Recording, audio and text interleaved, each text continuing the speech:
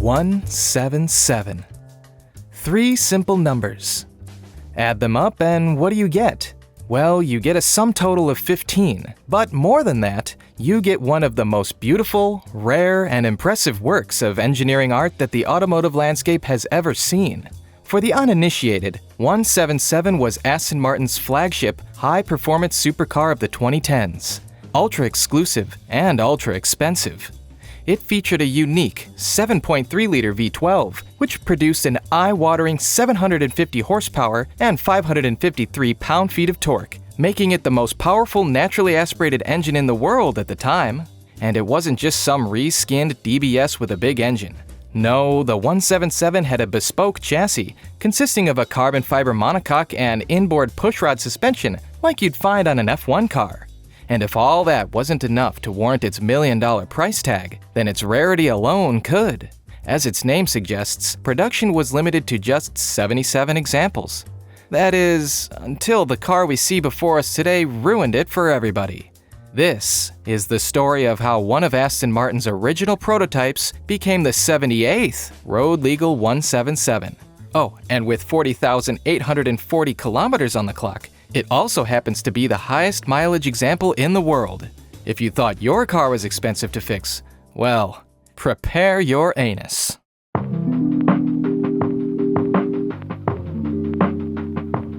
Born September 13, 2010, this car entered the test fleet as the 11th and final prototype, christened as chassis 10711.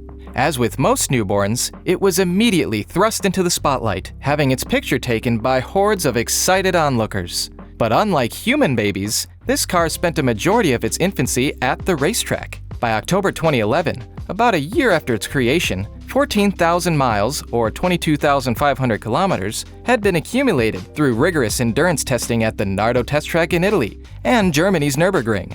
That mileage also includes laps at Le Mans and sprints up the Goodwood Hill Climb at the Festival of Speed. But its touring and testing schedule wasn't just limited to Europe's confines. 10711 soon made its way stateside, where it attended Monterey Car Week, numerous national auto shows, dealership showcase events, and more. Now, obviously, it did not physically drive itself from coast to coast. As you do when you're famous, it enjoyed pampered travel accommodations on planes and trucks. But nevertheless, by early 2012, the odometer reading had increased to 22,000 miles, or 35,400 kilometers. By now, it was already the most well-traveled 177 by a mile, or in its case, tens of thousands of miles. Not only that, but it was also the most famous and well-documented. In fact, this is the car on the cover of February 2012's DuPont Registry, an issue which I actually own. So this car has been on the cover of a magazine, it's renowned for its beauty, and it's been driven hard by countless men. It's like the Tyra Banks of supercars. That felt like a low blow. Well, anyway, that wasn't the end of this car's media cycle. It still had a busy few years ahead. Most notably, in 2015, it returned to Le Mans as the designated safety car for the Aston Martin Racing Festival, and shortly after, it attended an SRO Ultracar Sports Club event where one of its sills briefly caught fire, sustaining what was described as minimal damage. I guess you could say it was the hottest car there. Well, it wasn't long after that when the car would embark on its most ambitious journey yet. Soon, it would leave the workforce and enter retirement.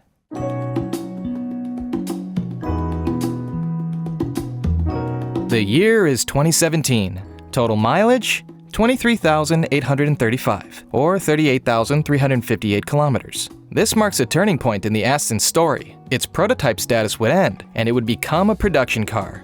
Now, this is not the typical path of a prototype.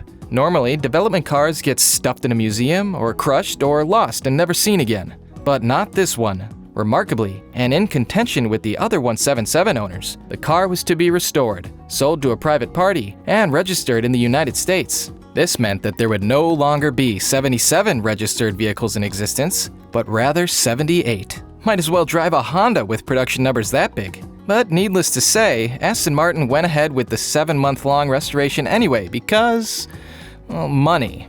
So what exactly did they do to the car? To start, the car was stripped to bare aluminum and resprayed with a brand new coat of copper pearl paint. That's the color that's hiding beneath the satin chrome wrap.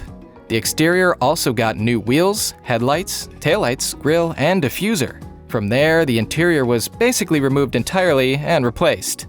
As for mechanical components, the suspension was refreshed, it got a new clutch, oil tank, and exhaust among other things. But the real takeaway is that the engine and transmission were not replaced.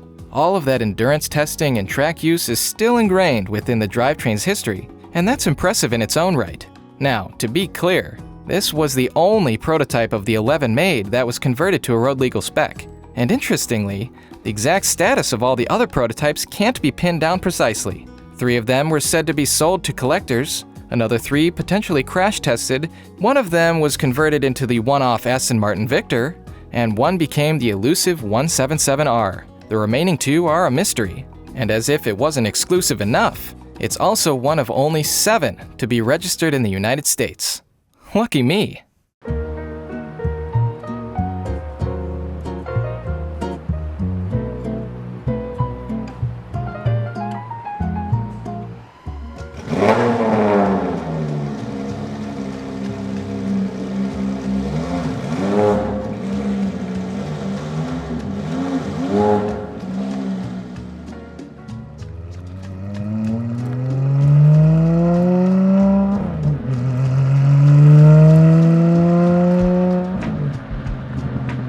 It's hard to argue that anything about a $1.7 million supercar is normal, but after years of hard work, this 177 is finally settling into a normal life.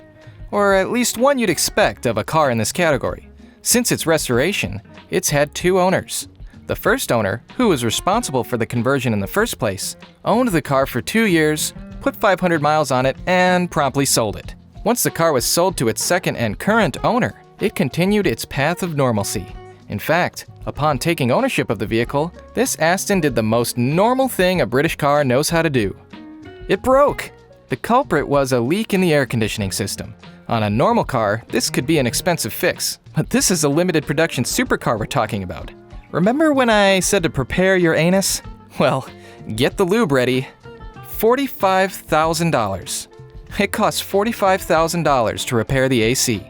Understand, however, that accessing the air conditioning system is an engine-out procedure, which explains the bulk of that service price. Luckily, this repair cost was baked into the price of the car since it was noticed prior to purchase. Phew, dodged that bullet.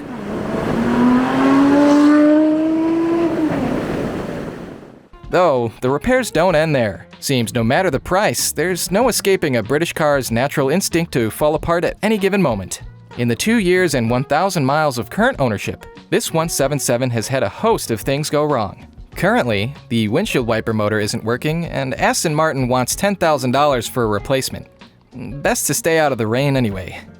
The adjustable side mirror motors have also gone. But, you know, those are broken on my Grand Marquis too. Happens to even the best of cars. Inside the car, you're greeted with the sweet aroma of fine leather and the sight of hand-laid carbon fiber trim. The seats envelop you like a tailored suit, a truly special experience that's completely unique to any other Aston Martin. Well, except for the pop-up sat-nav. There's a problem with the motor, just like you'd find on any other Aston of the era. So all in all, after touring the world, persevering years of intensive testing, catching fire, undergoing a restoration, and getting registered, this 177 can finally live a normal life of a supercar. A life of local car shows, concours events, the occasional track day, and most of all, bringing a smile to car enthusiasts young and old. A big thank you to the owner, Art Vandelay, for the opportunity to film the car. Give him a follow on Instagram. And hey, subscribe to my channel, would ya? As always, thanks for watching, and I'll see you at the next mile.